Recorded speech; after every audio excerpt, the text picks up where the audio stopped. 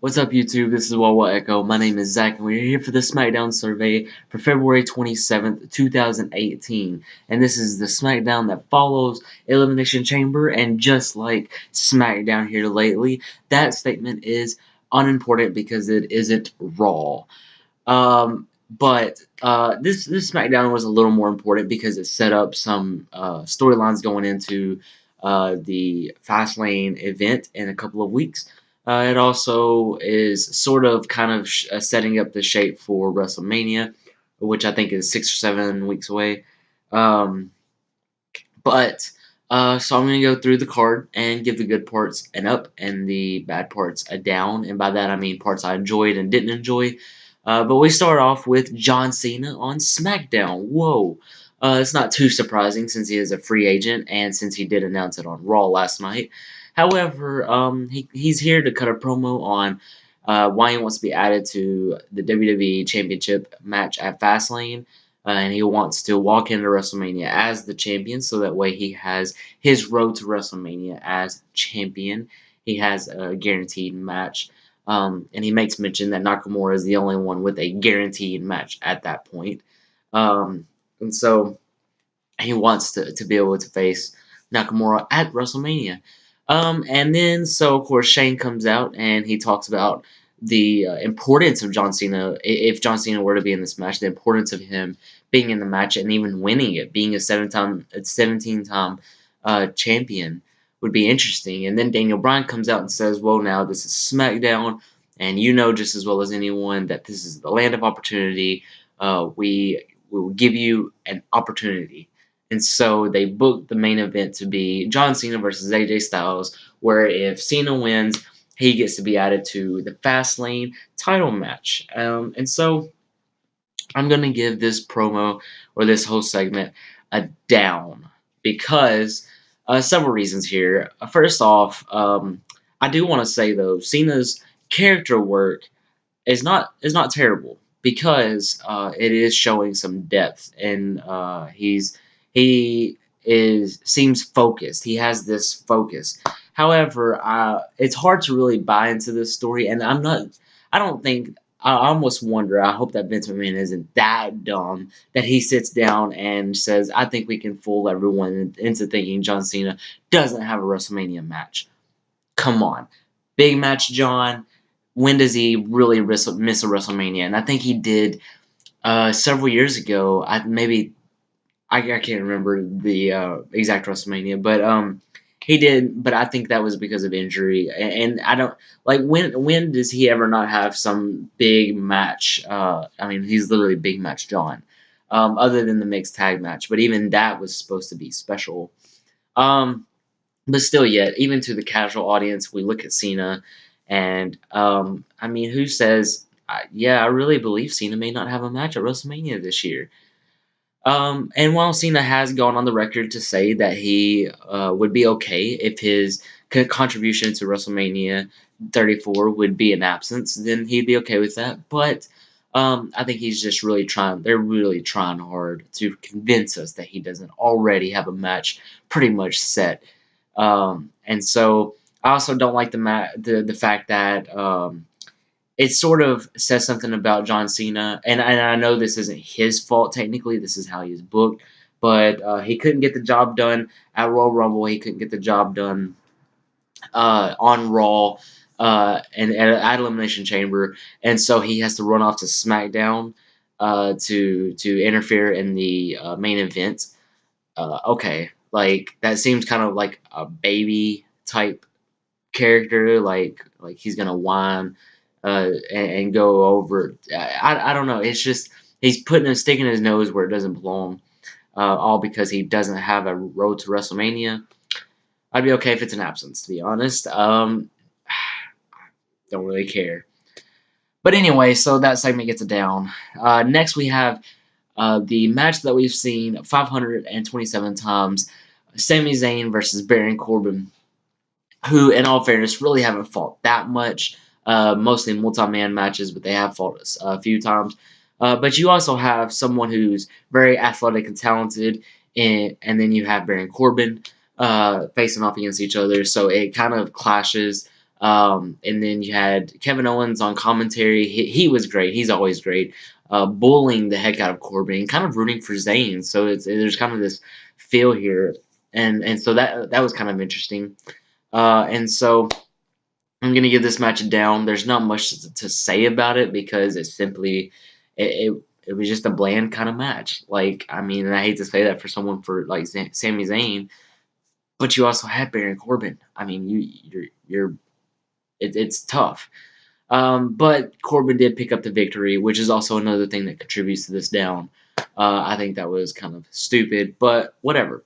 Next match we have Ruby Riott versus Naomi, and this is pretty much setting up for Ruby Riott to face Charlotte at Fastlane.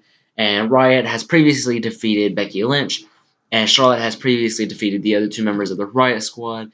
So if Riott and when Riott picks up the victory, and this one it makes them even 2-2, where they have knocked off each other's sort of stables or whatever you want to call them.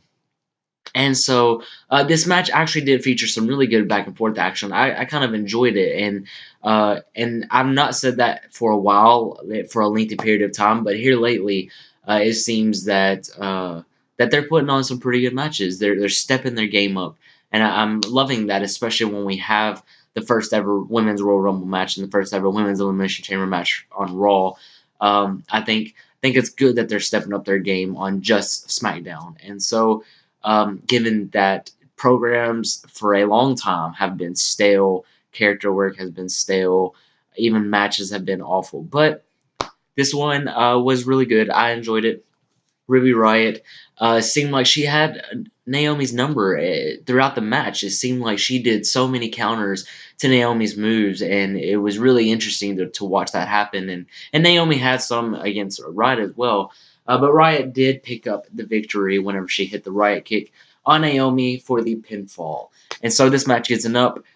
This was, again, it was intriguing. And so it sets up for Ruby Riott versus Charlotte. Now, I don't expect Riott to pick up the victory, honestly, not this soon.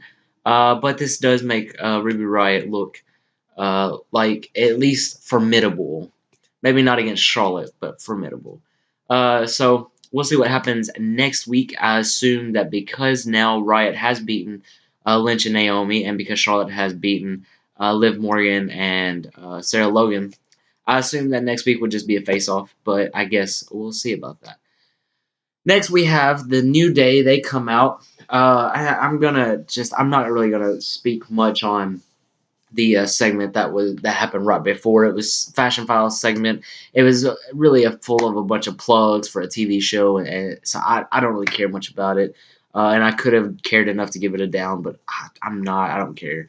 But the New Day was part of that, and then they were out in the ring, and they were doing their usual comedy act with pancakes and such, and then it kind of turned serious about their match with the Usos at Fastlane.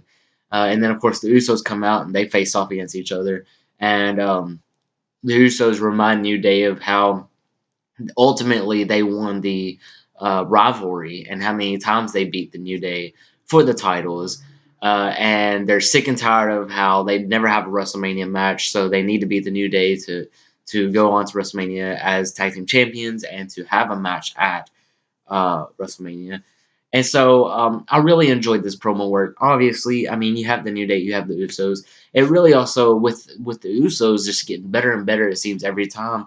And you have the New Day, once again, I've said this sometimes before, that you can see the comedy side of New Day, and they're funny as heck. But whenever they get serious, they're still really good on the mic. And often you have to play one or the other. But the New Day as a whole, they can go from comedy to serious, even more comedy. They can switch back and forth, and they're so good. And so are the Usos. But then the segment was interrupted by the Bludgeon Brothers, who actually came all the way down to the ring, even bringing their hammers or whatever you want to call those things. Um, they got up on the ring apron, and then they got in the ring. And as they were entering the ring, the Usos and New Day left the ring. And to be honest, I would too. Those guys are scary. Even if I was a wrestler, I would look at them and be like, "They are huge. I'm out of here." So that's what they did. They left the ring, and the Bludgeon Brothers were left standing in the ring. That was it. And so that was kind of interesting, I guess. I mean, it's whatever. So I'm gonna give this all together this promo or this segment an up because, like I said, New Day and Usos awesome. It was interesting to have the Bludgeon Brothers. I wonder what they're gonna do, how they're gonna be involved in Fastlane, because obviously this is teasing some sort of involvement in the match. No way that it couldn't. Uh, so it deserves an up.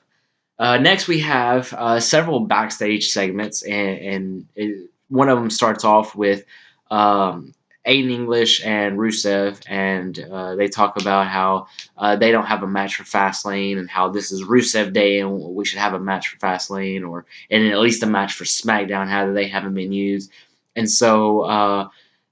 They are booked into a match against Nakamura. So it's Aiden English versus Nakamura. And then a couple more segments go on about Baron Corbin and John Cena and the whole main event at Fastlane just kind of having their own segments. But then, like I said, we did have Nakamura versus English booked, and this would seem like a pretty decent match. I mean, I didn't expect very much out of it, especially with it being booked at last minute, sort of. And of course, English has shown that he can go in the ring. Obviously, I believe he's talented, and Nakamura is Nakamura, and he's just weird. He's funny, but he can be really good as well. And so Nakamura did defeat English, as he should, because he should be racking up wins on his way to WrestleMania to make him look like a formidable foe against AJ Styles. And so this match hits an up because the match itself was pretty good and the right person won. Well done. And the main event, as we've said before, is, of course, John Cena versus the phenomenal AJ Styles. If Cena wins, he is added to the WWE Championship main event, and it becomes a six-pack challenge at Fastlane. And this, I mean, they've had classic matches before, and especially Royal Rumble a year or two ago. I think it was in 16. Uh, Fantastic. I mean, just so this.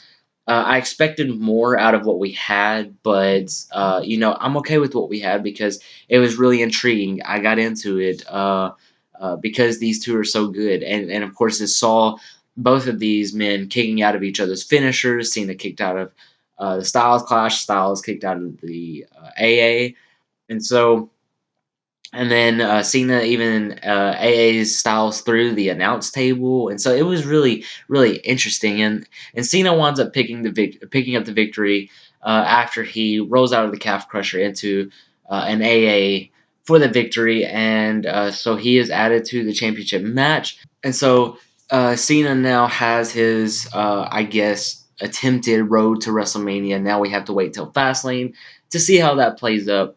But Cena is now inserted into the picture. Um, and like, while I may not agree with that decision, I am just gonna leave it at an up. And just kind of leave it at that because the match was good enough. Whatever. Just have style. I mean, have Cena in the match. I don't care. Um, I mean, prefer him not to be. But anyway, that was SmackDown for February 27th, 2018. The ups barely do win. Overall, this was an alright, a decent SmackDown at best. It started out kind of bad, and then it just kind of got better. But next week is the go home show for WWE Fastlane 2018. So I hope that they do something way more interesting. I hope that they really get these storylines, which they already have most of the matches set, but I hope that they really do something productive. So it'll be interesting to see where they follow and how they lead up to Fastlane. But I believe that is all I have. If I missed something or if you disagree with something, let us know in the comments below. Start that conversation. We'd love to hear from you. Hit the like button if you like this video and hit the subscribe button to see videos like this, the Smackdown Survey every week, and the Raw Rundown, which Parker does every week as well. And then we also have our pay-per-view things going on whenever those do come out. So don't miss any of our content. We thank you for watching. This has been Wawa Echo. My name is Zach, and I will see you guys very soon. Peace.